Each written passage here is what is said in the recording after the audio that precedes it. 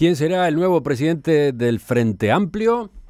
¿Cómo se distribuirá el poder dentro del plenario nacional? ¿Cuántos frente amplistas concurrirán a votar? Estas son algunas de las expectativas principales para el próximo domingo, jornada de elecciones internas en el partido oficialista. Casi en el final de una campaña catalogada como fría, los pronósticos indican que se andará lejos de los 170.000 votos obtenidos en 2012 en comicios, aquellos que terminaron consagrando como presidenta a Mónica Xavier. Con este panorama, ¿cómo viven estas horas los candidatos? ¿Cuáles son sus expectativas? ¿Será esta una instancia de inflexión para el futuro de la coalición de izquierdas? Bueno, ya hemos ido entrevistando aquí en Perspectiva a José Bayardi, Javier Miranda y Alejandro Sánchez, 3 de los 4 nombres que habilitó el plenario nacional. Hoy completamos la serie en diálogo con Roberto Conde, que se presenta con el respaldo del Partido Comunista, el Partido por la Victoria del Pueblo y Socialistas Independientes. Cuando se va el querer. Conde, buen día, gracias por acompañarnos. Buen día, Emiliano, muchísimo gusto de estar aquí. Usted tiene una trayectoria larga dentro del Frente Amplio y más específicamente en el Partido Socialista, donde inició su actividad en 1970, ¿verdad? 70, octubre del 70. Llegó a ser secretario general del Partido Socialista, sí. Pero a esta instancia del domingo llega en su condición de independiente. Ya no es integrante del Partido Socialista, renunció en 2014. ¿Podemos recordar por qué? Bueno, en el juego ese de tendencias y discusiones internas, yo sentí que ya no tenía espacio para desplegar mi actividad política y, bueno, silenciosa y respetuosamente dejé el partido para, desde mi posición de independiente, recuperar esa libertad y poder plantear más abiertamente mi perspectiva sobre las cosas. ¿Qué quiere decir que no tenía espacio? Bueno, yo creo que ahora a mí no me corresponde mucho intrometerme en la vida interna del partido. He visto sí con alegría que se han ido reacomodando la convivencia de las tendencias, que el partido ha encontrado formas de administrar esas divergencias internas, pero construyendo una especie de unidad, de síntesis, me parece bueno, saludable por el partido.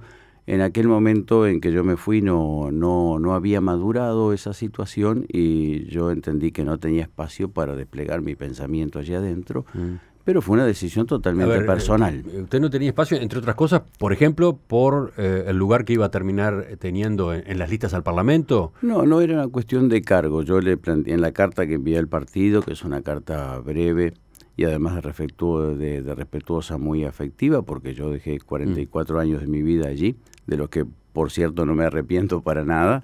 Yo dije que no era una cuestión de cargos, lo establecí claramente, ¿no? Sino que era una cuestión de posibilidades de hacer política, política a lo grande, como me gusta hacer a mí, poder desplegar mi pensamiento, construir pensamiento crítico, hablar abiertamente con la sociedad. Usted encontraba que no tenía posibilidad de hacer política desde su postura, una postura más libre como hombre de izquierda. Una postura que se ha calificado como ortodoxa. Usted era un hombre muy cercano a Gargano, a quien fue canciller, Reinaldo Gargano, el líder del partido también durante años. Sí, fui cercano a Polo, sí, de hecho estuve incluso dialogando con él hasta los últimos momentos tan fatídicos previos a su intervención, que luego lo dejó en estado de minusvalidez, ¿no? Esa era su ubicación dentro del partido. Bueno, la que hoy representa, por ejemplo, la corriente que encabezó Daniel Olesker en las internas del partido. Bueno, yo he dicho muchas veces que el garganismo no significa un cuerpo de doctrina que identificara una corriente determinada, ¿no? Sino que era más bien, creo que sigue siendo en algunos compañeros que conservan esa impronta, una actitud militante, primero una gran fortaleza ética, segundo un gran tesón para defender los principios por los que uno lucha, tercero mucha consecuencia y tenacidad en el enfrentamiento a los adversarios conservadores. Era un poco esa la impronta impronta de Gargano que muchos traemos de muchos años de lucha, que se puede resumir en eso, ¿no?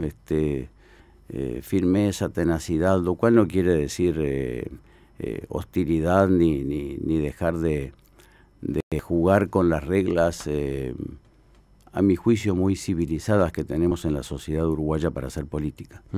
Quedó dicho al pasar, usted se alejó del Partido Socialista en 2014, o sea que en este comienzo de 2016, cuando se definieron las candidaturas a la presidencia del Frente Amplio, ya llevaba casi 2 años a la intemperie. Sí. ¿Cómo es que surge su postulación? ¿De dónde sale su nombre?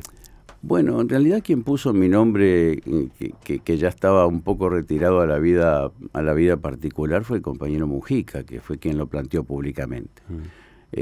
Allí quedó el nombre flotando, luego los compañeros del MPP toman la decisión de promover a Pacha y otros compañeros recogieron la iniciativa de Mujica y me fueron a ver para que no me retirara de esto, y después de muchas conversaciones llegamos a la conclusión de que mi candidatura podía aportar, podía aumentar el debate, la convocatoria, el esfuerzo para sacar al Frente Amplio de este estado de cierta desmovilización y falta de entusiasmo que tiene, y impulsarlo a una fase mejor, superior de lucha política, y eso es lo que estamos buscando alcanzar a partir del 25 de julio. Hay quienes ven que en esta campaña se ha ido dando una polarización entre Javier Miranda, apoyado por el astorismo y el Partido Socialista, y Alejandro Sánchez, surgido del Movimiento de Participación Popular. Después está José Vallardi, impulsado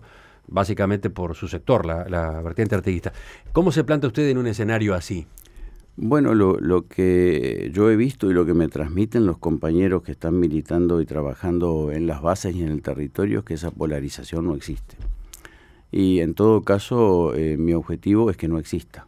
Así que para eso estamos trabajando.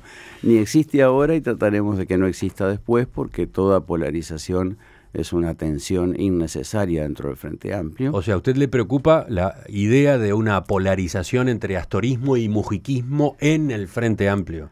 Bueno, suponiendo que eso pueda mantenerse así, porque yo creo que el Frente está entrando en un momento de renovación histórico-política, sin apearse de sus principios y sus objetivos fundamentales. Estamos entrando en una nueva etapa, así que es la propia realidad, me parece a mí, que es la que va a terminar con estas dimensiones de astorismo y mujiquismo por la propia lógica de la evolución. A mí lo que me interesa es rescatar del Frente Amplio lo que es su principal riqueza, que es su pluralidad, pero siempre con la preocupación de que esta pluralidad no se transforme en dispersión, porque hay un límite tenue entre las dos cosas.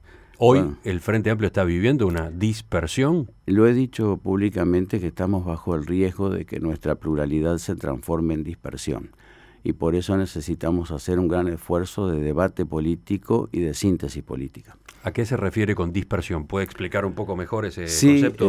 Sí. A la manifestación, uno escucha muchas voces del Frente Amplio, sectores, personas, iniciativas, comentarios, evaluaciones, y yo que ahora ya he recorrido todo el país hasta a esta altura, el gran vacío está en saber cuál es la voz del Frente Amplio.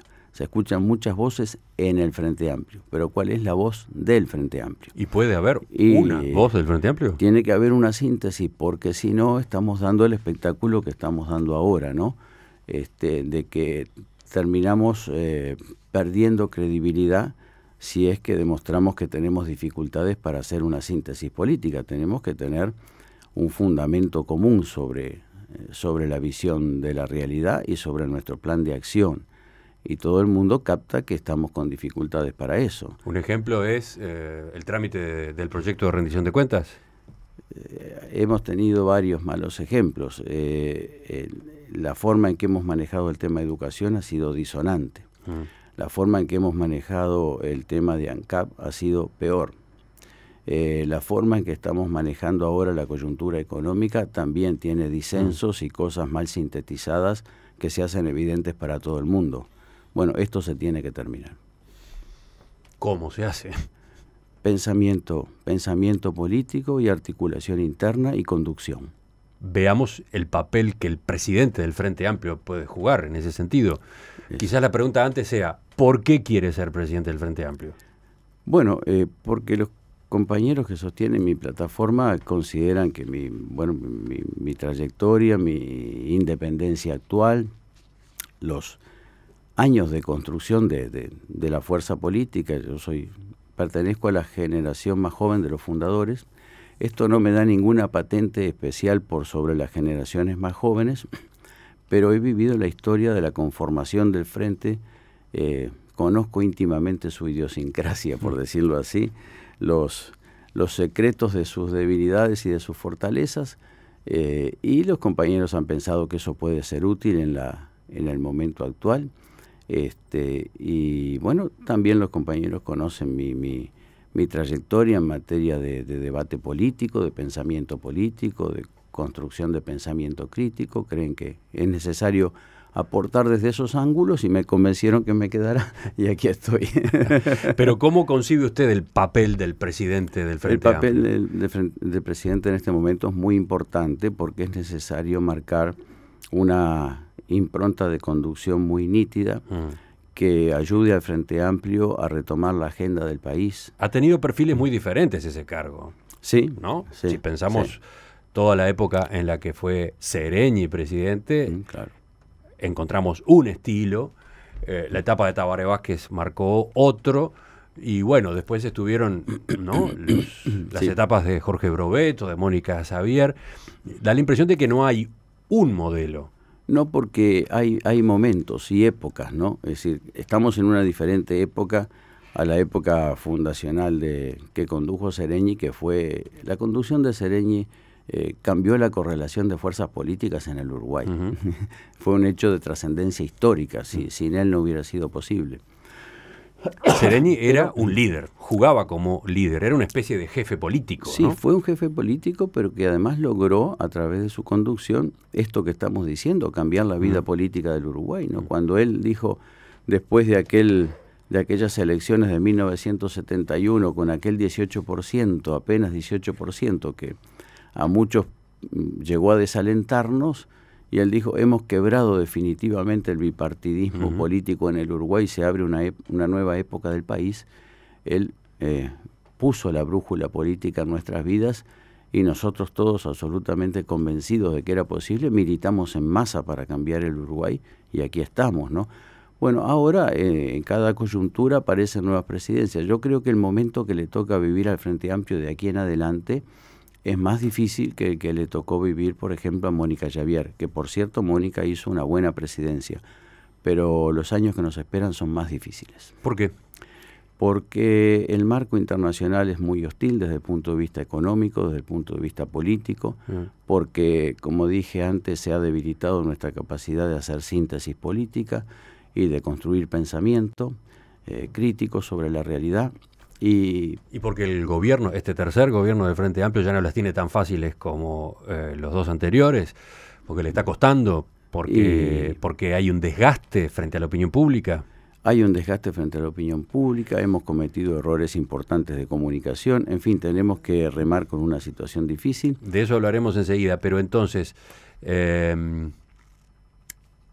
¿qué haría usted como presidente? ¿Cómo sería como presidente del Frente Amplio? Bueno, primera cosa, rescatar una agenda política fundamental y pelear duramente para que el Frente Amplio vuelva a fijar la agenda política del país. Hoy la agenda política del país está muy marcada por la oposición, que ha ganado espacios importantes en un juego democrático, admito, pero creo que los espacios que ha ganado la oposición es por debilidad nuestra. Por tanto, hay que fortalecer nuestra capacidad política y eso implica fijar la agenda, masificar la pedagogía política a todos nuestros adherentes, prepararnos para una nueva etapa de lucha y establecer, instalar un diálogo de muy alto nivel político entre la fuerza política y el gobierno. Ese es un punto crítico acá, ¿no? Ese diálogo de alto nivel ¿Cómo está debe faltando. ser la relación entre la fuerza política y el gobierno? Un diálogo de alto nivel que está faltando en este momento. Diálogo. Pero ¿quién le marca la línea a quién? No, hay que sintetizar en cada momento, porque nosotros ya hemos demostrado muchas veces con temas difíciles y temas críticos que en este diálogo de alto nivel se encuentran salidas que en un principio no eran ni las de uno ni las de otro. ¿Qué significa eso? Construir camino político, construir síntesis política basada en ese diálogo. La fuerza política y el gobierno son órganos del mismo cuerpo, por tanto cumplen funciones diferentes, pero jamás pueden ser independientes. Y por tanto ese diálogo es imprescindible, y hemos demostrado que cuando se establece en forma oportuna y en forma sistemática, da muy buenos resultados.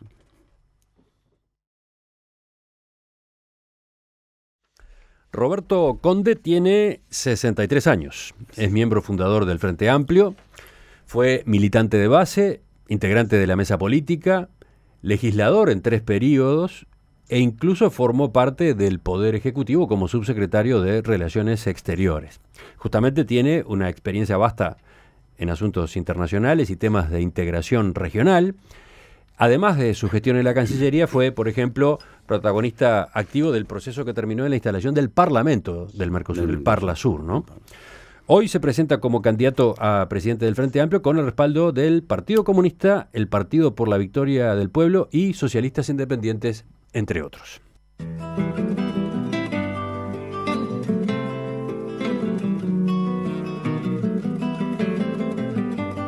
Con él estamos conversando esta mañana en la serie de reportajes a los 4 candidatos a presidente del Frente Amplio. No sé qué más voy a hacer para ver claramente. Conde, tanto usted como los otros 3 candidatos que en estos meses han estado en contacto permanente con la gente, con los militantes y los votantes frente amplistas, coinciden en que encuentran descontento a nivel de las bases. ¿Qué es eso? ¿Qué diagnóstico ha hecho de esa situación? Porque es como un tema obligado de la campaña, ¿no? Sí. Es un tema que se manifiesta aquí en el Uruguay, pero que es un tema profundo de las izquierdas a nivel de todo el mundo occidental, ¿no? Porque yo creo que nosotros no hemos saldado bien aquí en Uruguay, y es una de las cosas que me parece que tenemos que implantar en el frente a partir del 25, es el debate acerca de cómo se profundiza el proceso de construcción del proyecto progresista o el proceso de izquierda o como se le quiera llamar. Muchos compañeros tienen la sensación de que nos hemos frenado, ¿no? O que la realidad nos ha frenado o que nosotros nos hemos frenado. Esto lo ven desde distintos puntos de vista. Algunos compañeros desde el punto de vista ideológico piensan que nosotros estamos renunciando y frenando nuestras posibilidades. Otros ya desde un análisis más objetivo encuentran que el marco económico nos está poniendo barreras que no nos atrevemos a romper o que no sabemos cómo enfrentar. Y todo esto es parte del mismo debate, cómo se empuja la continuidad de un proyecto progresista donde se quiere instalar un funcionamiento económico, social, político que no esté estrictamente sometido a las reglas del mercado, al juego neoliberal de la década pasada, que ya vimos que era absolutamente destructivo. Ahora, da la sensación de que ese en todo caso es uno de los malestares que anda en la vuelta, ¿no? Porque si de descontento se trata o de desencanto, mi sensación es que aparecen otros también. Por ejemplo, ese que usted mencionaba podría sintetizarse con lo de reclamo de un giro a la izquierda, ¿no? Hay algo de eso en varios sectores. Por eso. Pero después hay otros. Malestar por mala gestión en algunos sectores del gobierno. Y eso tiene que ver con asuntos como educación, donde parecería que no se ha avanzado lo que hay que avanzar, no se nota un modelo claro, o directamente, ¿cómo decirlo?, errores y pérdidas, caso, por ejemplo, de ANCAP. Y por último, yo mencionaría otro capítulo que es el de críticas a la estructura del Frente Amplio, que no sería representativa de la masa electoral de esa fuerza política. ¿Usted coincide en que están todos estos temas ahí en la vuelta? Están todos los temas en la vuelta. A mí me parece el más importante y de fondo primero que estábamos tocando, ¿no? Cómo se abre perspectiva, o como dicen algunos compañeros, si es verdad que se está agotando la agenda del Frente Amplio y cómo esa agenda se renueva y cómo el proceso reinstala su avance y su dinamismo. El segundo tema, el de la gestión del gobierno, creo que, como dije, en el caso de ANCAP ha habido una muy mala discusión porque se han cometido ahí errores técnicos muy importantes, pero se ha construido un enorme complejo agroindustrial y de alta tecnología que el país sigue contando con él.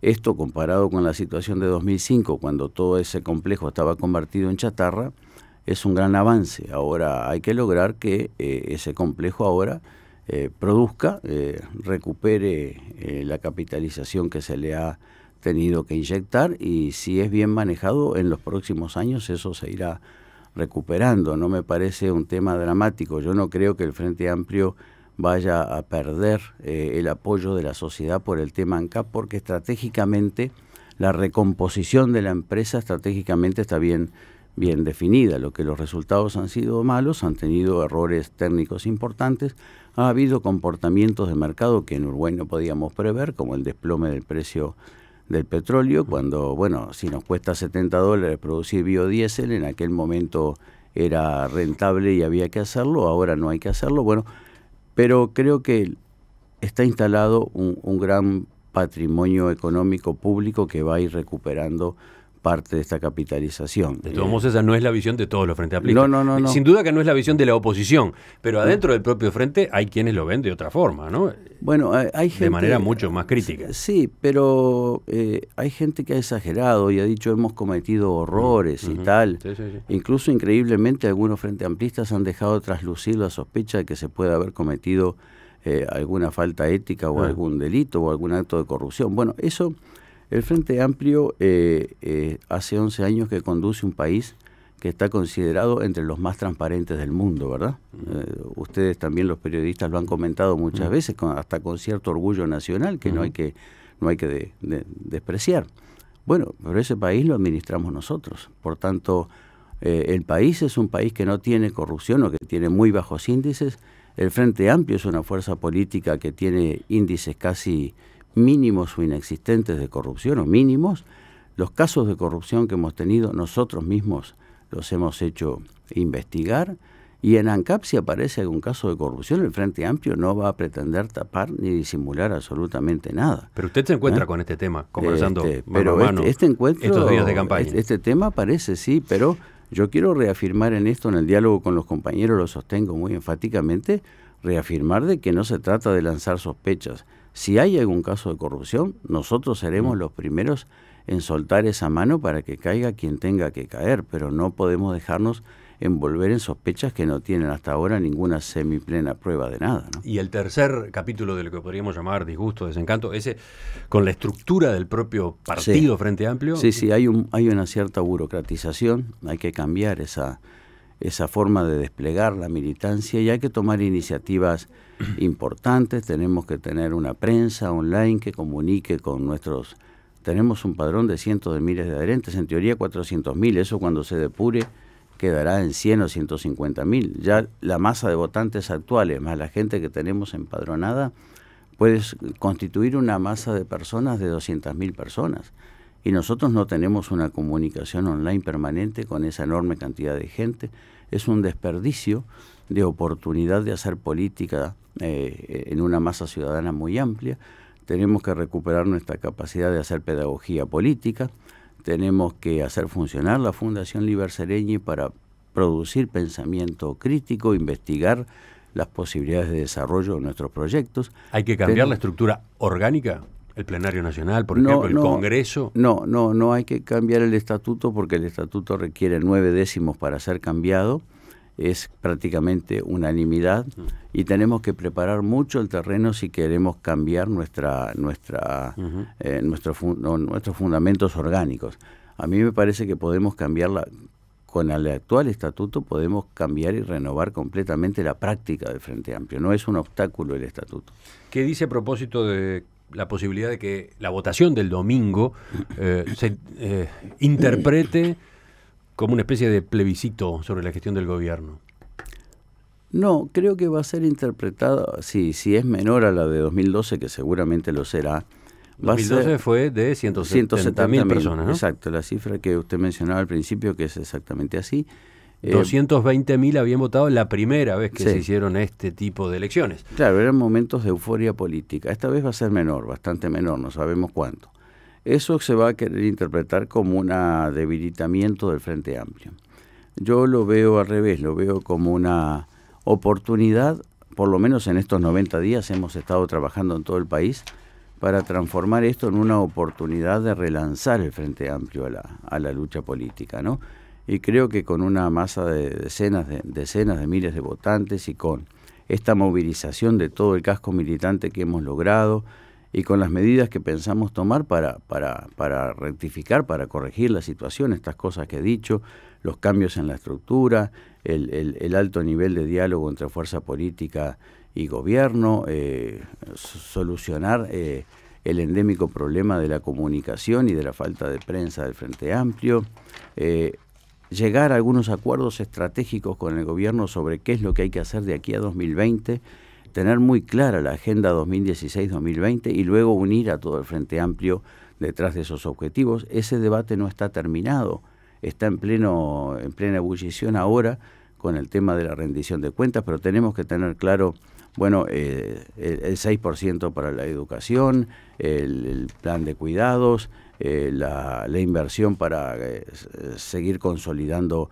la reforma de la salud. Acaban de ingresar 180.000 pasivos más en los últimos 3 meses al sistema de FONASA. Esto significa que la reforma de la salud sigue en progreso. Lo que ocurre que tenemos que asegurar también el resultado, que es que los prestadores públicos tengan el mismo nivel de calidad que los privados. Se sigue adelante con inversiones muy importantes en la salud pública. Se está remodelando ahora el Pasteur, que era la cenicienta de la salud pública, y se va a transformar en un nuevo centro de alta capacidad.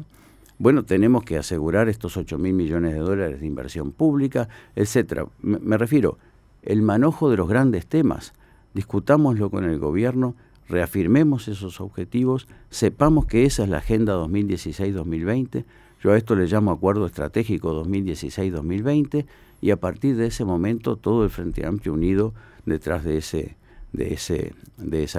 consenso estratégico, y basta de disensos internos y de discusiones improductivas que no llevan a nada. Uh-huh. Es flor de desafío ese. Bueno, pero a eso me refiero cuando el presidente del Frente Amplio tiene que aportar agenda y conducción. Esto es lo que hay que conseguir. Uh-huh. Y hay que conseguirlo en 2016, porque en 2017 va a ser tarde. Yo no me imagino, por ejemplo, que en julio de 2017, cuando estemos discutiendo el presupuesto, se nos atraviese una fenomenal discusión interna a ver si el 6% de la educación está o no está.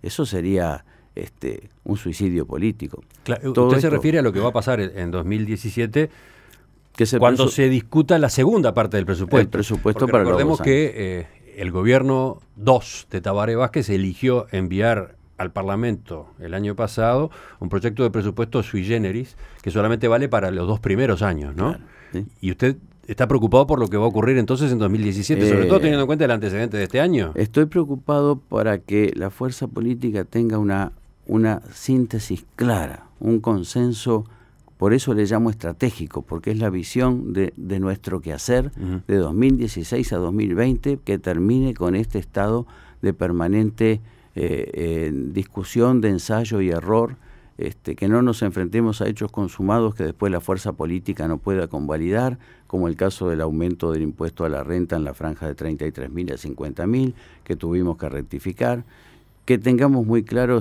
la reafirmación de nuestra línea permanente que hemos venido aplicando desde el 1 de enero de 2007, de que las pasividades y jubilaciones mínimas aumentan más que las pasividades generales.